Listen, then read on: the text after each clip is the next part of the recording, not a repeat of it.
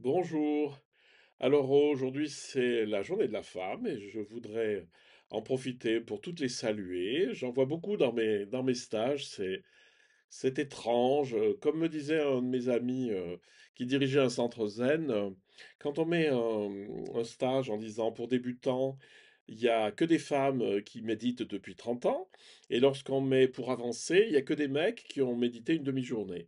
Bon, c'est un peu méchant, mais bon, c'est juste pour dire que il semble d'ailleurs que la spiritualité, ça intéresse beaucoup, beaucoup les femmes. Donc j'en profite pour les saluer, pour les remercier pour ce qu'elles font, pour ce qu'elles sont, et je vais poser une question. Est-ce que Dieu serait pas par hasard une femme? Alors, ne vous réjouissez pas trop vite, mesdames.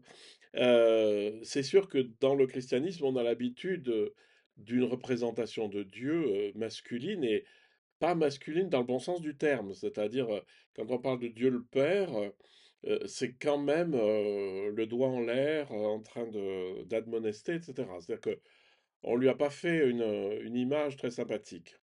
La première chose à remarquer, c'est que, évidemment, comme dirait Eckhart, Dieu n'est ni ceci ni cela, c'est-à-dire que Dieu n'est pas à l'image de nous, c'est-à-dire, c'est pas un homme ou une femme ou un être humain, c'est rien justement, ça n'est pas quelque chose de séparé de nous, c'est quelque chose qui est là, c'est quelque chose qui est présent partout, c'est quelque chose qui est aussi évident que l'air qui nous sépare.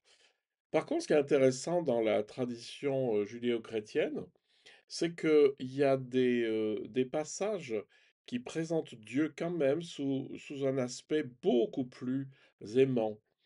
Et il y a l'image qu'on retrouve qui dit Ah, combien de fois j'ai eu envie de te ramasser sous mes ailes. Donc, on pense à la poule et au poussin.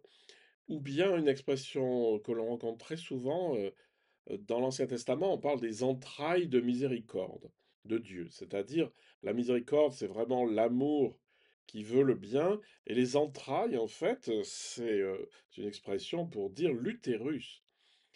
Dieu cette espèce de sensation d'amour maternel de Dieu pour la créature, c'est-à-dire oui, d'amour maternel, c'est-à-dire que comme Dieu est le fondement de ce qui existe, il l'a créé par amour.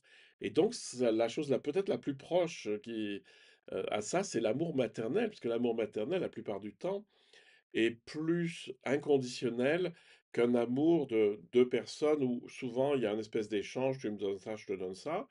Alors que souvent les femmes sont capables d'un amour maternel complètement désintéressé et libre.